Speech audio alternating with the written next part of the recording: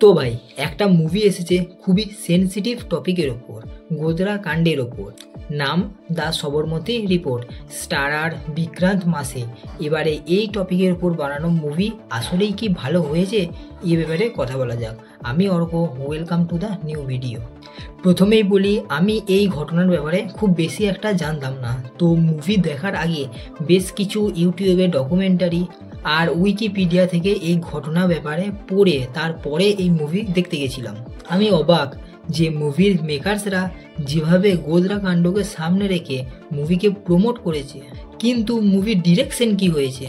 অর্ধেকের বেশি টাইম তো মুভি গোধরা কাণ্ডকে ছেড়ে জার্নালিজম দেখাতে শুরু করে দেয়।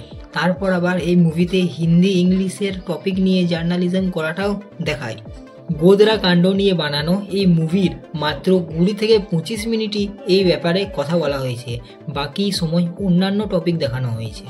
আর এই মুভি দেখেই আমি বুঝলাম যে সব মুভিতে সিচুয়েশনাল কমেডি ভালো লাগে না, তাও আবার এরকম সেনসিটিভ টপিকের ওপর বানানো মুভি।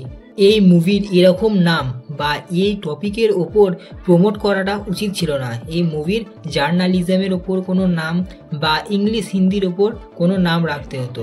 আর এই মুভির প্রথম কয়েক মিনিট যখন গোধরা কাণ্ড নিয়ে দেখাবে তখন বেশ ভালো লাগবে, কিন্তু তারপর যখন মুভি অন্য টপিকে সুইচ করে যাবে আর মাঝে মাঝে মেকার্সদের মনে পড়ে যাবে যে আমরা তো এই মুভি গোধরা কাণ্ডর ওপরই বানিয়েছি, তখন ওই অন্য টপিকের মাঝে ওই গোধরা কাণ্ডর কয়েক সেকেন্ড ঢুকিয়ে দেবে। তো ওভারঅল মুভি দেখে একে আমি দিলাম 2 আউট অফ 5 স্টার, তাও শুধু বিক্রান্ত মাসের অ্যাক্টিং আর পারফরমেন্স দেখে। বাকি যদি স্টোরি দেখে রেটিং করতে হয় তাহলে একে আমি 1 স্টারও দেবো না।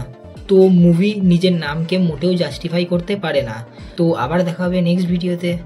বাই, সাবস্ক্রাইবটা করে দাও।